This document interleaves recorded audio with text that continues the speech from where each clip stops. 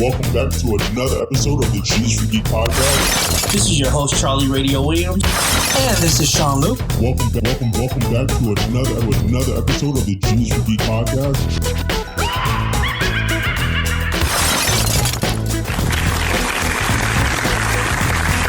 So pretty much, we just did that kind of conversation that happens when like you call somebody on the phone and they need advice, and then you give them about like a 5-minute and it's always the same. Like it's like a perfect 5 minutes of like the greatest advice you ever said. Like somebody should be writing it down, and then you find out that the phone was just like disconnected. And that's literally what just happened. So Geektopians, that's literally what just happened. You just missed out on a good 10 minutes. That was award-winning content. Yeah, we just had a nice little award-winning conversation regarding awards. It was deep and brief. And I forgot everything we just said. No, it's fine. It's fine. Because, ladies and gentlemen, we are here for another episode. Cutting it off already. So, ladies and gentlemen, welcome back. It's 2020.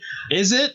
Yo, I feel like it's 2019 because I hate when you do the intro. You do it. Wow. Because you do it well. All right? Thank you. You do it with some gravitas. Fuck you, all right? Because it's supposed to be. Now, I guarantee you, when you listen to this, ladies and gentlemen, welcome to another episode of G is for Geek podcast with Sean Luke, Charlie Radio Williams, putting your name first? Hannibal. Why you putting your name first? Because I'm the first. Oh, so if you would have put his name first, your name first. Okay, so you want to do it with your name? You want to do it your name? All right. It's bad. Ladies and gentlemen. Wait. It's bad enough that even on our logo, you're like, I'm halfway in the picture in our logo. All right, come on. Stop trying to hog everything, all right? I'm not hogging everthing. I'm still giving you and Hannibal equal credit. No, just because my name is first. First of all, it sounds better. Charlie Radio Williams, Sean Luke, Hannibal King. Hannibal, how do you feel?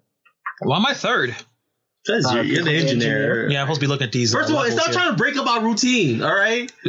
New year, man. Step it up. Go ahead. I hate you. But I love you. Guys, and with that being said, ladies and gentlemen, welcome back to another episode of the G's for Geek podcast. I'm your host, Charlie Radio Williams, joined by Sean Luke and Hannibal King. Wow, he just said all of that.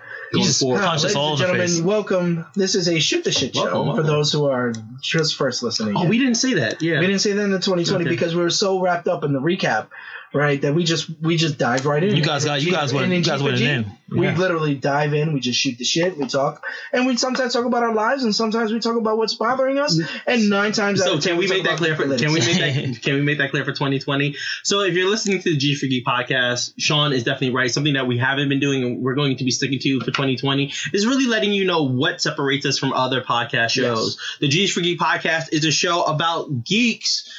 Sharing their lives, sharing their love, sharing their enjoyment to pop culture and all things geek, but at the same time talking about their own personal lives. Yeah, whether if it's, you never know. Like there's something that you may relate to with one of us, right? And you may, hey, let's face it, we're on Twitter, we're on Instagram. Hobbies, you want to communicate? We're here. Hobbies, interests, action, anything but relationships. We don't do that. Yeah, well, relationships. We left that new show. Yeah, we left that in 2019. We left that there. Yeah. All right, cool. Yeah. So on that note, we are looking for a female co-host for the G for Geek podcast to replace one of us. We're not going to tell you who. Oh, really? Yeah, you're replacing yourself? Yeah. What if I was replacing myself? If you were replacing yourself with a female, I would not complain. Although I would be flirting with the female. I know, half the time. And that's harassment, sir. No, it's not. Me too. Flirting. All right. Me too. Exactly. Stop looking. All right, you know what? Then make sure you get a female. Okay, you know what? I'm gonna stop. No, you already know what you want to say. Can we not be a Weinstein up in here? No, we cannot. You said no, we cannot. No, we cannot. We're gonna Weinstein this up. No, we're not. Yeah. We're trying to reach out to the female demographic as well, Sean. No, I got you. It's okay. It's fine. Cool. It's fine. So what you guys missed out on was the fact that we were talking about comments made by a very prolific director. Yeah, Stephen King. You guys are a fan of Stephen King? Stephen King is a director? I thought he was just a writer. I think he probably direct, but he obviously he's done a couple. Writer. He wrote how many books? Really? 1,000. No, he's only written. I don't think he's directed. You sure? You sure? Has he? Is Stephen King? Let me see if he's directed. Please IMDb that. Because I don't remember Stephen King being a movie director. I know he's I'm sure he produced. He's definitely been a producer. He's a writer like Tom Clancy. He's definitely been a producer. He's a writer like Tom Clancy. He's had a lot of his novels that were adapted to movies. Yeah. So he's a big deal. Yeah. He's a big deal. And he said something. Or did he direct it? Did he actually direct this? No, he didn't direct. No, he didn't. But he wrote it. I don't even think he had I don't even know if he had influence on the movie yet. He got the check. That's probably going to come through. Yeah, he definitely got And this that check. it was more closer to the original book, wasn't it? Compared to the original movie. Yeah. Well, yeah, you can't necessarily compare the TV movie to the actual. Everything. That's not true because a lot of the TV movies, which had a lot of great success, like Stephen King's The Landoliers, The Stand.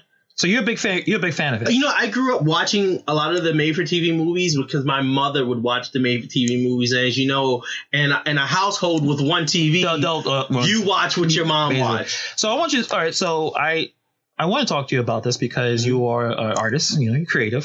Sean, you know, you got both for creative people. Okay, Thank you. Appreciate it. So it's Oscar season. You know, all the movies are nominated. I don't know any of them, but he actually is allowed to nominate in categories. So this is what he wrote on Twitter. He says, as a writer, I am allowed to nominate in just 3 categories: Best Picture, Best Adapted Screenplay, and Best Original Screenplay.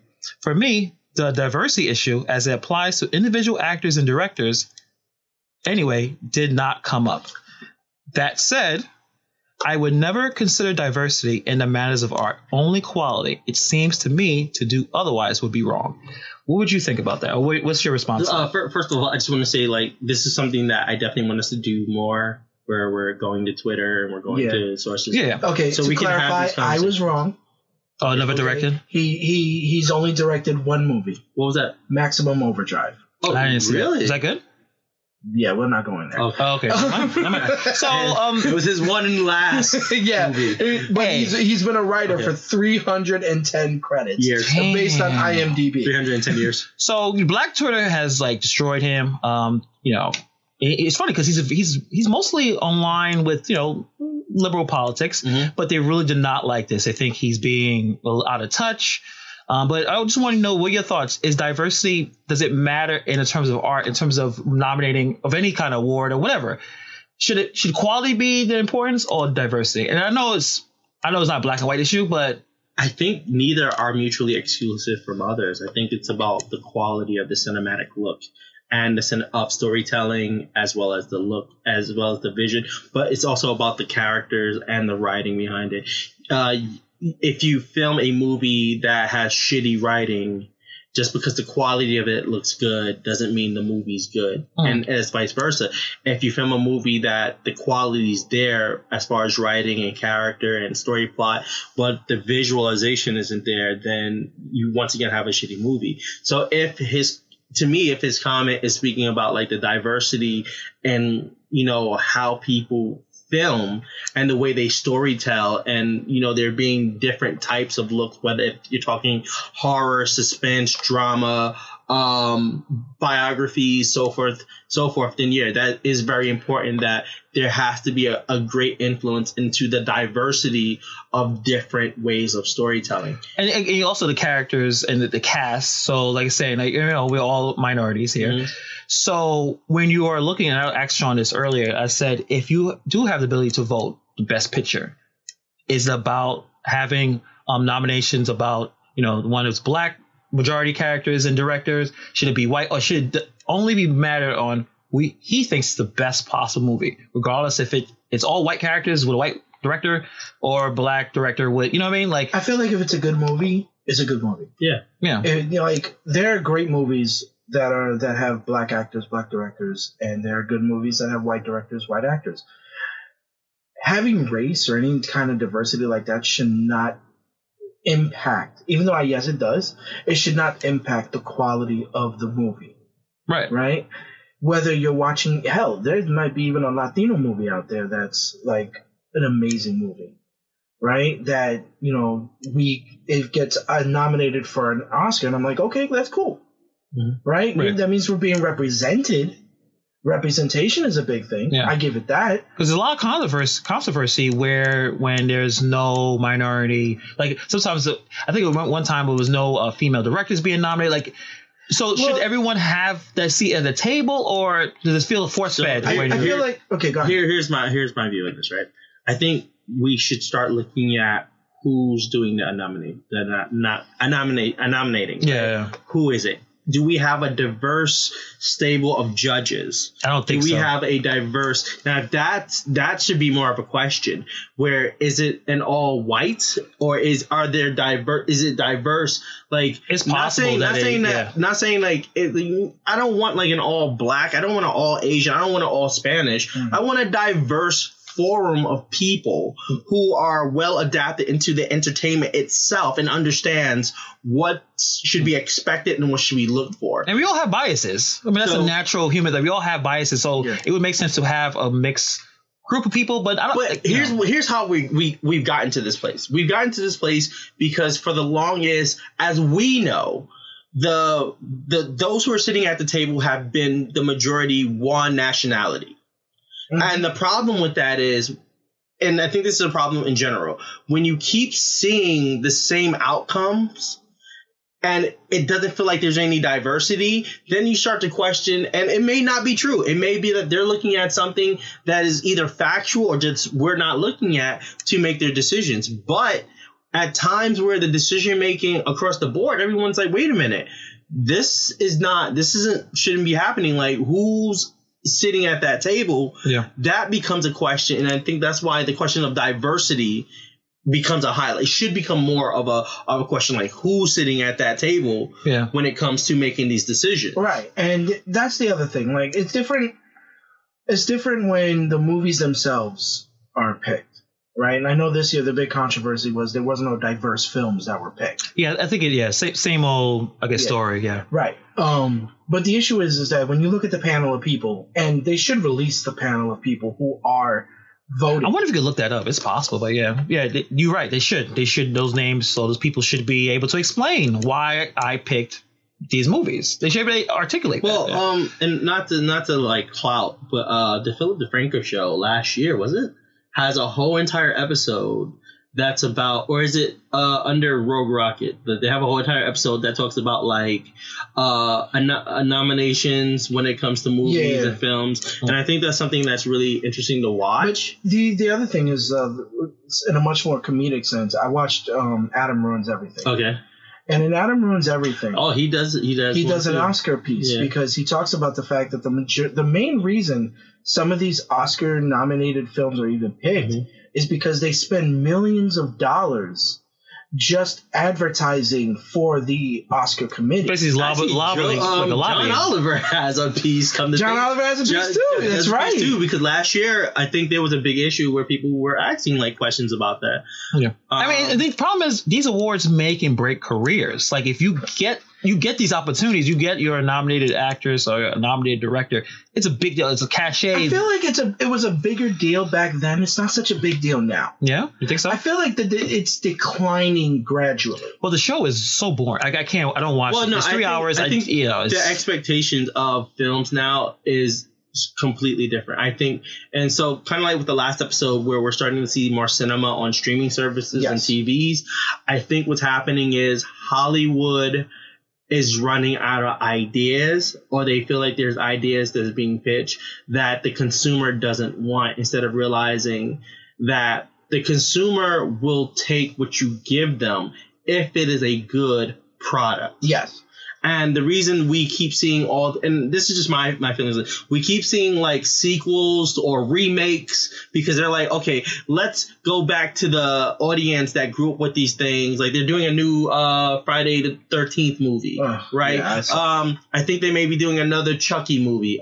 They're trying to do another Power Rangers movie. They're trying to do another I think they're doing another either an Alien or a Predator movie too. Yeah. But think about that. Like stop. Like the whole our culture, our beings, our species, like we are not only adventurers as far as like traveling and migrating, but we're also storytellers. And I think that if you telling me we have billions of people on this earth, that there are not new stories, even if it follows the same path when you're learning cinema or you're learning film or writing, you realize that story plots follow the same story plot. That's okay, as long as the story is new and it's adventurous and we have new characters. The problem is you have to convince that corporation or that man with the fat check to try something different when he's like, wait a minute, we can just do Ninja Turtles 5 and I could project how much money I'm going to make. what's a safer bet of investment of money? The same rehash crap or something totally new that you have to explain to your audience what it is? Yeah, but when you think about it, right? You say you do take a chance, right? And it becomes successful. Okay, you get a career defining. Yeah. Even if, and this is the part that kills me. There are movies out there that are really good that got snubbed. Yeah. Okay?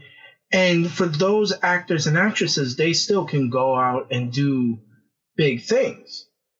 Right?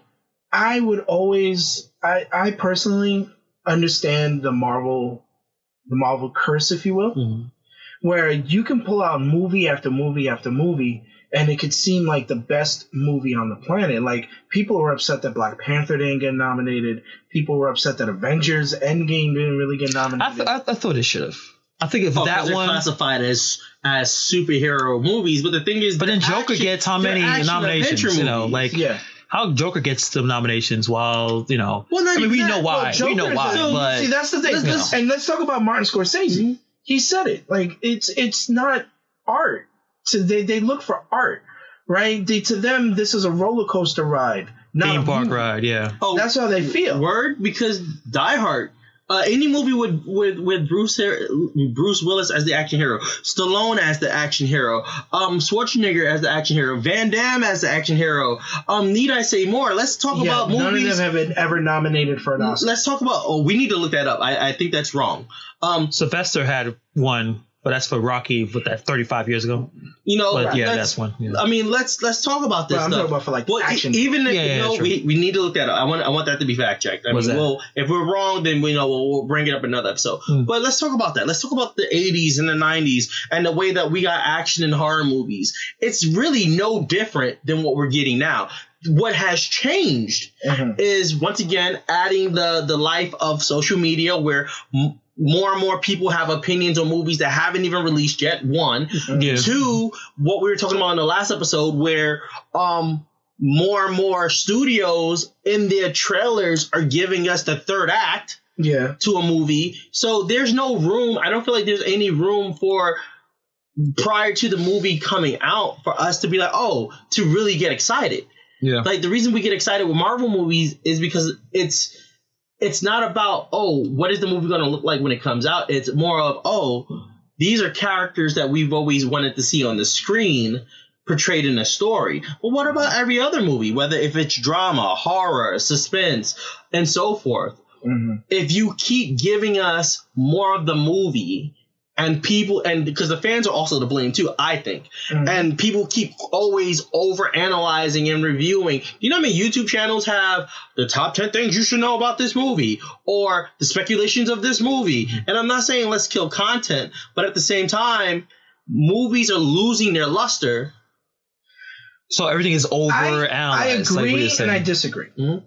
Because you're one of them? Yeah, pretty much. I love building anticipation. Right? And if you do these theories, it still builds anticipation, because now, these are theories, but you don't know what's going to happen when you hit that theater. Mm-hmm. Right? Like, for example, Avengers Endgame. Right? There was speculation and everything as to what that movie was going to end on. Mm-hmm. Right? Captain America was going to die. Half the Avengers were going to die, blah, blah, blah, blah. Right? But at the end of the day, it turned into such a heartwarming and satisfying conclusion that nobody really ever suspected. Yeah, and then they shoot different endings to try to throw people off. I think Marvel is so use one of that the big things they did was they told the actors that the death scene, the funeral scene, was actually a wedding. So they went there and they were wondering, well, why am I wearing black at a wedding? Yeah, obviously. Yeah. That's when they were told. But they were initially told that it was a wedding that they were going to for the end of the movie. Well, I have a question for both of you. Do you think, because just listening to our conversation, do you think that a part of the problem is that we're so used to the idea that Marvel, like movies like Marvel or any superhero movies, is the new norm, that we overlook everything else? Yeah. I mean, it's like you said in the last episode, they spend so much money advertising. You feel like there's nothing else. He's like, okay, this weekend is this movie coming out, and there may be other really good movies, and you don't watch them. You know what? As a person, or like as a casual viewer, You understand? You don't really care about stuff like that. You don't care about artistic movies as a casual viewer. I'm trying to have a good time. Okay. Yeah. All right, now I have up here. I will go next week regarding Stallone and all those others. Yes, right? But for now, I have the best pictures right here. 1917, Ford versus Ferrari, Joker, Once Upon a Time in Hollywood, Parasite, The Irishman, Little Women, Jojo Rabbit, and Marriage Story. I did not. I only watched Joker. Once Upon a Time. Is straight to Netflix, isn't it? Marriage Story and Irishman, if I'm not mistaken, are Netflix movies. Yeah, but they're smart. They put the movie in the theater a few times, so I it gets qualified. I don't want to count Netflix. And I know people keep saying like the argument is that you need to count. Yeah, Netflix. Spielberg is the one that said Netflix movies should not be nominated for Oscars. I think streaming services need to have their own award ceremonies. Golden Globes. I think that's the one, right? I think they need to be bigger. Golden Globes still do the same thing. Same shit. I think the streaming services, such as need to have their own separate award ceremonies aside from cinema. And I kind of want to tie this back into what Spielberg is talking about. I think once again, and the audience is a part of this, who go to movies and watch movies. Hollywood is a part of this. There is no diversity in film anymore because where you just said like nobody cares about the artistry of movies, that has been slowly taken out. It's more about the mass production. It's more about the quantity and not the quality. But I have to disagree with you on that. And then for one movie. Which, right? Oh, you're using one movie to represent your whole example? For right now, yes. Because it's a recent movie. Which movie? Knives Out. Okay. Knives Out was such an original movie, but it's also a homage to all those different whodunit mystery type movies that it gained such a garnered attention. But so that's good that you're highlighting that. But the thing is, I kind of think what Spielberg is saying is we don't have enough of that. But the reason why we don't have enough of that is because people are afraid to go to a movie now and be disappointed, which is why Marvel movies and to a lesser extent DC and a bunch of others, right? They get the money that they get because they know what their fans and the viewers know what to expect. But Marvel and DC aside, right? Right. And I think you're kind of like pushing on my point. The fact that the reason people are disappointed in going to the movies is because we're letting people, we're letting our neighbors, we're letting our friends, we're letting content on YouTube, we're letting content on Twitter. I don't think that's the case. And this is way before. So when you're this, so this wait, let me go ahead. This is way before we even get to having screenings. Right. We're letting so many people dictate how we should feel about a movie, what we should think about the movie, what we should expect from the movie. How is that any different? How is that any different from the critic reviews that we see, especially back in the days when you used to watch Siskel and Ebert? Okay, here's the big difference with Siskel and Ebert. Siskel and Ebert didn't preview a movie before the movie came out. They previewed the movie when the movie came out. So you're getting a more real-time review on the movie, and that's fine. I would rather a review from somebody at the moment that the movie comes out versus somebody trying to give me a review on a movie that is 2 to 3 months away from coming out, and then add 100 content creators, add 100 publishing, add Hollywood. There's so many. So the thing is about the upsell. Everyone wants to upsell their product, but in upselling your product, you're now devaluing your product. You're devaluing the quality. I think the upsell actually pushes people away from going to the movies and saying stuff like this. You know what? I'll wait till it comes out on Netflix. I'll wait till it's on Hulu. I'll wait until it's on digital. I feel like that's only the case for movies. See, because here's the thing. Can you say this without mentioning Marvel and DC? Yeah. Take them out the equation. No, let's say we never started doing Marvel and DC movies, but we were still dealing with the same topic of diversity. Could you say the same thing? Yes.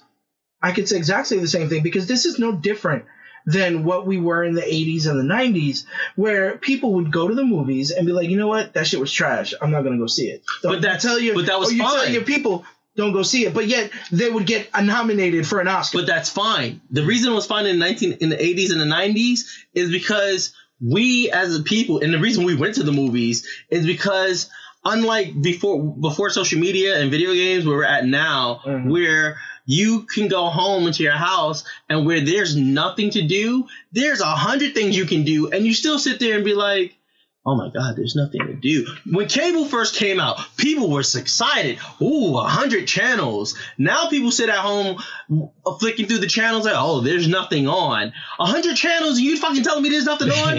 Or like, as a person who's done that, or like, yes, right. or like, it's the same notion. And you can relate it to the fact that people are like, oh, kids don't go outside anymore. They don't know what it's like to go outside. All they do is sit at home and play things. But even in that argument, it's still the same thing. The reason kids don't go outside is because society has dictated that it's not safe to go outside. So just like with movies, society has dictated what we should watch and what we shouldn't watch. I feel like that's a completely extremist attitude. That's not. It's extremist. The only idea, I guess the only parallel I can think of what Charles is talking about is in terms of professional wrestling, right? Like professional wrestling was at the height around the 80s and 90s where you didn't have that much access to information. 90s, early 2000s, attitude era. We were going 90s. We're going from 80s to 2000. Okay. Which really could work where you didn't have that much access to information. You didn't know who actually signed or anything like right. The product is what you saw. Yeah. But now we know if someone's hurt for real. We know who actually got signed, who got released, and I feel like that product is devalued, and also how toxic I don't think the fans are. No. I agree with that only because if you look at the numbers back then versus the numbers now, we can never repeat the numbers that we have gotten during at least the Attitude Era or even just before. The fans are too smart for their own good. I don't know if that's a weird thing to say.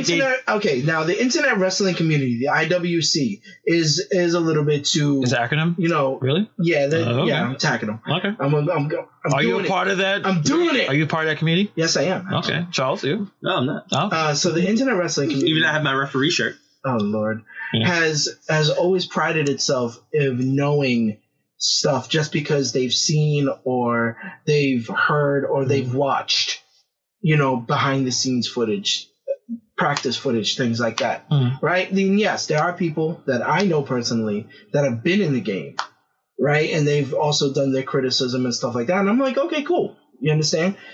At the end of the day, people are still watching the product. Okay. Yeah. No matter what, there's people still right now. Everybody hates the Rusev and Lana storyline. But they're still watching the show. But they're still watching it. That's weird. Right? Well, I can see the difference. I want to quote. This is what's Can I quote Baba Booey from Howard Stern? No. Wait. Okay. Let me finish because I was about to segue into what we were talking about. Think about it like this. They always say, if you don't want something, don't watch it. Mm-hmm. That follows into the movie world as well. Well, okay. So now people are watching these big name movies because they want to see it. So now comes the thing where it's like, all right, as a director, I want to make a movie that appeals to the human psyche, right? But you're only going to get a niche fandom for that. Especially now where everybody who is dealing with such negativity in the world and being desensitized by the problems just want to escape. They want to do a positive, more action-based escape where it's like they just want to not deal with the world for 2.5 hours. Wait, but that doesn't make sense because in the 80s and the 90s, we had that. When we were calling Russians terrorists, we were calling people from the Middle East terrorists. The only thing that happened is after 9/11, that shit became too real for us. We started transitioning. But wait, that's always been something. Yeah, exactly. But the thing is that those weren't artistic films. They were action films. But back then, you couldn't say that. But what do you mean you can't say that? Die Hard nominated? We have to look at that. I'm going to look and see if Die Hard was ever nominated for an Oscar. For the cinema to it, it was a great movie. Yeah, obviously. It's what they call cult classics. But we're not Oscar guys. We're not watching those kind of movies anyway. I want to dial back for a second. To quote Baba Booey from the Howard Stern show, right? in private parts, he said, Howard, the people who love you watch your show because they want to see what you do next. The people who hate you watch your show because they listen to your show because they want to see what you do next. That's how we are. We watch things that we hate because we want to see. To some extent, man. We want to see what's going to happen. I hate Love and Hip Hop. Right? Oh, God. I hate those shows, but you know what? Why do I watch them? I don't know. Because it's a guilty pleasure. I don't watch that shit. When I do find myself walking in the living room, what's the one with the Italians from no idea. From the beach? It's on down TV. Jersey Shore. Jersey Shore. Hate that show. But why do I watch it? Because that drama makes me feel better about my life. And reality shows make us feel better about our lives. Movies are the same way, whether if they're good or bad. In a moment, when we're learning about characters that are written well, it makes us feel better about our lives. If you're talking about the underdog in the story, the reason people like Bleach and Naruto, as much as they hate them in the beginning, is because they're about the underdog. I don't feel like we have enough movies, and superhero movies kind of give us that now, the underdog story, but we don't have enough, and I think that's where the artistic value comes in. It's not about, and that's why I said the two are not mutually exclusive. The writing part and the cinema filming part, they're both together, and if you're not getting that level of diversity across the board, and I'm saying this in the sense of taking Marvel and DC out the equation, then you really have no entertainment. So I'm gonna prove an example about what you're saying. Okay. Right.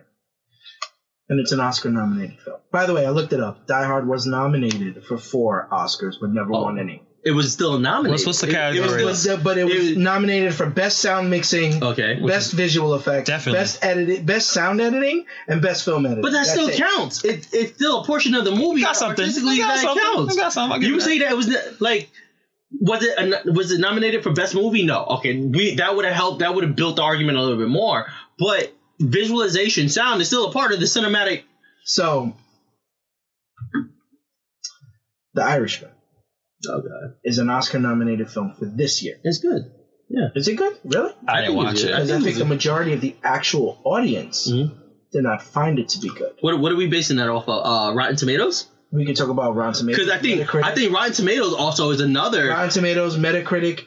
If you really look at it, right, this is another division of critics versus fans, right? Much like how we're dealing with Rise of Skywalker and, Last Jedi and everything like that, right?